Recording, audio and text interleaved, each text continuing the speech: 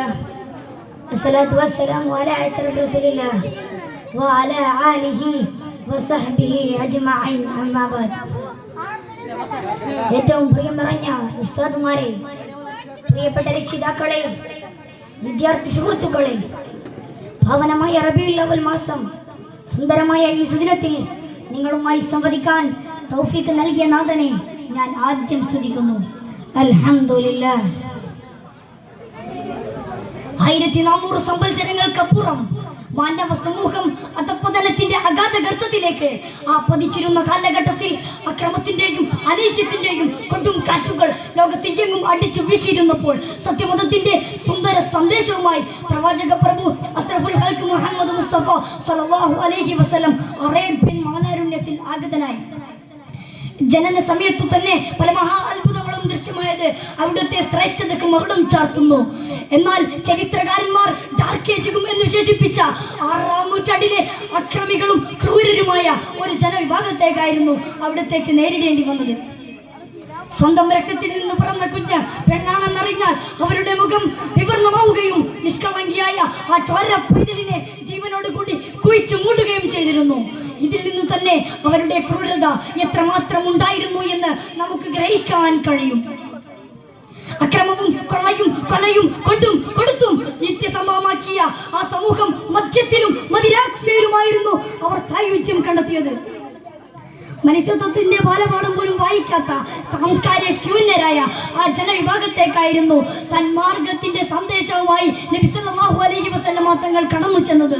അപ്പോൾ നബി സല്ലല്ലാഹു അലൈഹി വസല്ലമ തങ്ങളെ മർദ്ദിച്ചവസരാക്കുകയും വിമർശനത്തിന്റെ ക്രൂരമ്പുകൾ നബിക്കെതിരെ ഏറ്റുവിടുകയും ചെയ്തിരുന്നു. ചിതറാത്ത ചിഹ്നത്തോടും പതറാത്ത പാദത്തോടും കൂടി അവിടുത്തെ പ്രബോധനം തുടരുകയുണ്ടായി. അങ്ങനെ വെറും 23 വർഷം കൊണ്ട് ധർമ്മത്തിന്റെയും നീതിയുടെയും വെളിച്ചം കാണാത്ത അന്ധകാരത്തിൽ ജനിച്ചു വളർന്ന ആ ഭീകര ഹൃദയങ്ങളിലേക്ക് സന്മാർഗത്തിന്റെ പൊൻപ്രഭ തൊരിഞ്ഞുകൊണ്ട് അവരെ ലോകത്തിന്റെ നേതാക്കളും ജേതാക്കളുമാക്കി മാറ്റിയെടുത്തു. ഇത് ലോക ചരിത്രത്തിൽ തുല്യതയില്ലാത്ത പരിവർത്തനമാണ്. ഇതുകൊണ്ട് തന്നെ ലോകത്തെ എഴുത്തുകാരന്മാരും ചിന്തകന്മാരും എല്ലാം അവരുടെ നാവിൻ തുമ്പിലുടെയും തൂളിക തുമ്പിലുടെയും പ്രവാചകനെ പ്രശംസിച്ചിട്ടുണ്ട്. മാത്രമല്ല സ്വരാജ്യ സ്നേഹം ഈമാനിന്റെ ഭാഗമാണെന്ന് പഠിപ്പിച്ച നബി സല്ലല്ലാഹു അലൈഹി വസല്ലമ വചനം ഇന്നത്തെ വർത്തമാന കാലത്ത് വളരെയധികം പ്രസക്തിയുള്ളതാണ്. മനുഷ്യരോട് മാത്രമല്ല സഹജീവികളോടും കരുണ കാണിക്കാൻ നബി സല്ലല്ലാഹു അലൈഹി വസല്ലമ തങ്ങൾ പഠിപ്പിച്ചിട്ടുണ്ട്. നിങ്ങൾ ഭൂമിയിലുള്ളവരോട് കരുണ കാണിക്കുക, എന്നാൽ ആകാശത്തുള്ളവൻ നിങ്ങളോട് കരുണ കാണിക്കും എന്ന് നബി സല്ലല്ലാഹു അലൈഹി വസല്ലമ തങ്ങൾ പറഞ്ഞിട്ടുണ്ട്.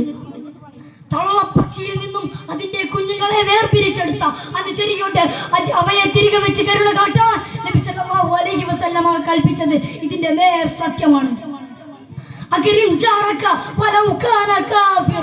നീ നിന്റെ അയൽവാസി അവിശ്വാസിയാണെങ്കിലും അവരെ നീ ബഹുമാനിക്കുക എന്ന് പഠിപ്പിച്ച നബി സല്ലല്ലാഹു അലൈഹി വസല്ലമ തങ്ങൾ നിന്റെ അയൽവാസി പട്ടിണി കിടക്കുമ്പോൾ വയറു നിറച്ചു ഭക്ഷണം കഴിക്കുന്നവൻ എന്റെ സമുദായത്തിൽപ്പെട്ടവനല്ല എന്ന് കൂടി വിശ്വാസികളെ പഠിപ്പിച്ചിട്ടുണ്ട്. വിശ്വാസികൾക്കിടയിൽ ഐക്യവും സ്നേഹവും പുലർത്താൻ നബി സല്ലല്ലാഹു അലൈഹി വസല്ലമ തങ്ങൾ വളരെയധികം കണിശത പുലർത്തിയിട്ടുണ്ട്. വിശ്വാസികൾ തമ്മിൽ കണ്ടുമുട്ടുമ്പോൾ സലാം പറയൽ സുന്നത്തായതിന്റെ പ്രധാന കാരണം ഇതാണ്.